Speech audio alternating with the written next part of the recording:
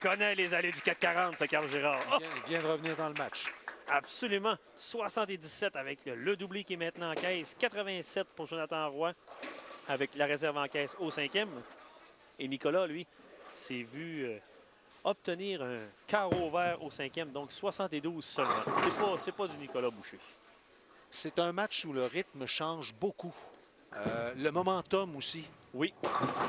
Dans les 2-3 premiers carreaux, on avait l'impression que Jonathan Roy était tout seul sur les allées. C'est pas croyable. On a vu Jonathan, lui, qui vient de se faire ravir la quille numéro 10. Et du côté de Nicolas, un lancé dans la poche. Mais les quilles 7 et 10 qui sont restés debout. Lui non plus n'en croyait pas ses yeux. Réserve encore une fois pour Jonathan. Ça va faire un 3e carreau ouvert pour Nicolas.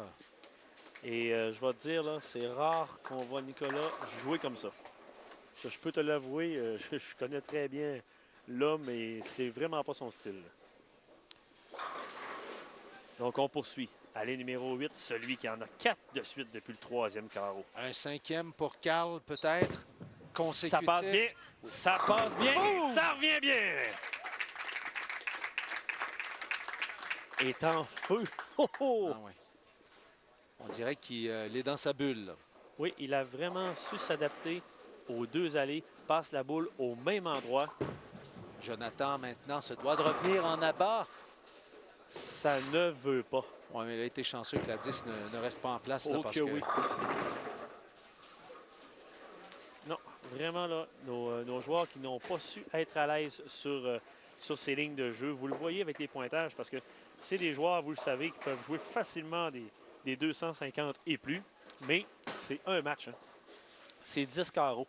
Donc 10 carreaux, c'est 10 lancés d'abat. Et quand on n'a pas... quand on n'est pas à l'aise avec notre ligne de jeu, c'est très, très, très difficile d'avoir du bon pointage. Je pense qu'il y a un peu de frustration qui se fait sentir dans le jeu de Nicolas. Il a raté sa réserve. C'est ça, c'est qu'avec le pointage qu'on a présentement, on sait déjà que le match est hors de portée.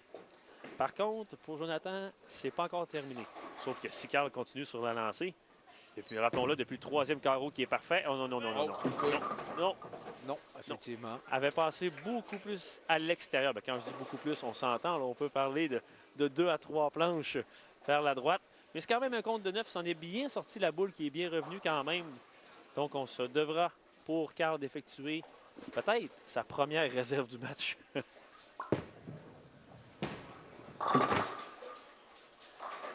Rien ne va, hein? Rien ne va. C'est un peu comme les dominos lorsque ça se met à tomber, là. Oui. Tout s'écroule. Mais comme je vous l'ai dit, le match n'est pas encore hors de portée pour Jonathan. Carl, il va encore de sa grande courbe pour faire la réserve au lieu d'y aller avec un lancer droit. Oui, c'est habitué à ça. Et il joue toujours avec la courbe. Mais c'est quand même une chose qui m'étonne d'un joueur de la trempe de Carl. Nicolas. Bon. En signe de dépit réussi quand même là-bas au 8e carreau. Alors, on en est à 12 quilles d'avance simplement pour Carl Girard. Quand je dis simplement, c'est qu'il y a toujours Jonathan Roy qui pousse dans le dos. Les deux joueurs sont à égalité au 8e car on a une... quand je parle d'égalité, c'est au niveau du 8e carreau. On a une réserve en caisse. Oh là là! Oh!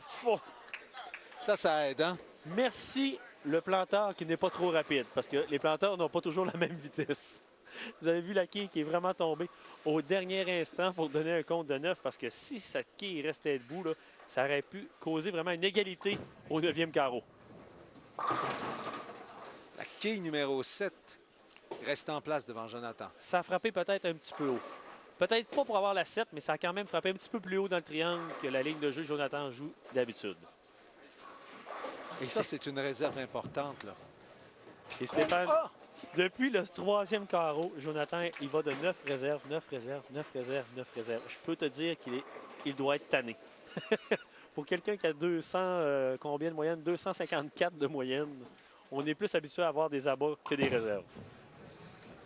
Parlant de réserve, voilà celle de Jonathan qui est bien effectuée. Carl qui avait raté sa réserve pendant que je vous parlais tout à l'heure. Donc, on a 100 284 et se doit de fermer avec des abats parce que le match est loin d'être terminé pour l'instant, je vous l'assure. Le momentum, le vent pourrait encore tourner. On a une possibilité, regarde Stéphane, de 214 pour Carl et de 213 pour Jonathan. Moins d'un abat.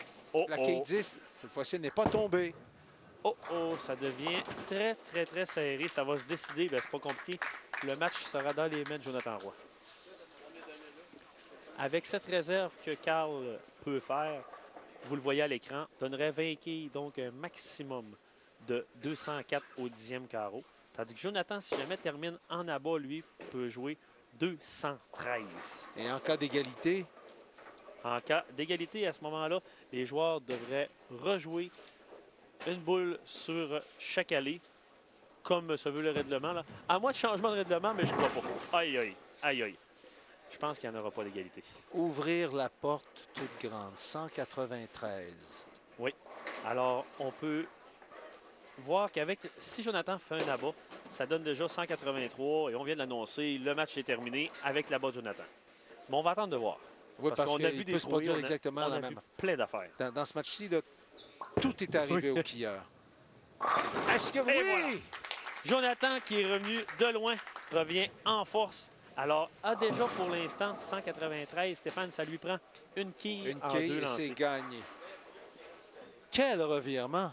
Incroyable. Quel match! C'est vraiment l'expression « tu joues à qui perd gagne ». Et d'où vient le résultat de ce match? Bien, c'est pas compliqué. On a 4 réserves ratées pour Carl Girard. Ouais. Surtout les dernières, là, ont été vraiment très coûteuses. C'est plus que coûteuses, c'est catastrophique. Ah oui, c'est le mot. C'est le mot. On peut pas rater une quille tout seul dans un match comme ça. La victoire est assurée. Et oui, c'est fait. Alors, on a un maximum de 213 pour Jonathan Roy, mais qui va nous revenir pour une 3e semaine. Oui. Conserve son titre. Commence à aimer les allées du 440. Non, quand à Nicolas, rien à faire. Ce match-ci n'était pas le sien. Mais c'est un petit peu, disons-le, c'est plate pour lui à ce moment-là. Il n'a pas pu montrer ce dont il est capable, mais c'est simplement un match. Hein. C'est dommage pour Nicolas parce qu'il n'était pas dans le match, mais dans le cas de Carl, c'était encore plus triste parce qu'il l'a échappé. Sa victoire était confirmée. Oui. Alors voilà, nous avons notre gagnant. Jonathan Roy sera de retour la semaine prochaine. Mesdames et messieurs, on s'arrête pour une pause publicitaire. À tout de suite. Synchronisation à 5 pas. Pour un droitier, alignez la boule avec le pied droit. Au 2e pas, la boule est alignée avec le pied et le genou droit. Au 3e pas, la boule est à l'arrière du genou droit.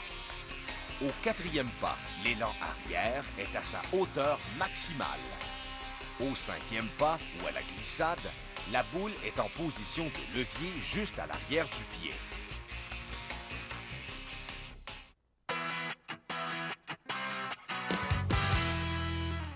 Mon mari